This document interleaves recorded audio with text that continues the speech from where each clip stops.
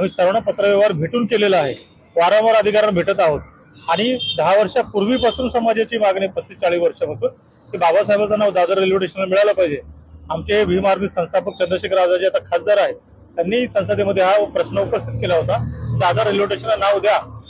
परंतु आम्ही डीआरएम असेल, जीएम असेल रेल्वेचे, त्यांनाही आम्ही घेराव केलेला आहे। त्यांनी आम्हाला पत्राचा आमचा रिप्लाय केला की आम्ही महाराष्ट्र सरकारला पत्र पाठवलेलं आहे की महाराष्ट्र सरकारने प्रस्ताव बनवावा आणि केंद्राला पाठवावा, आम्ही तयार आहोत।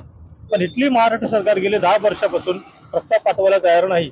नितीन राऊतजीने अधिवेशनामध्ये प्रश्न मांडला होता, मागणी केली होती गेल्या पुढच्या मला 3 वर्षापूर्वी, त्यांनाही काही रिप्लाय केलेलं नाहीये। हे महाराष्ट्र सरकार बाबासाहेबांच्या मागणीकडे, नावाकडे, महापुरुषाच्या नावाकडे दुर्लक्ष करतं आणि फक्त वोट बँकसाठी नावामध्ये त्यांच्या नावाचा उपयोग करतो।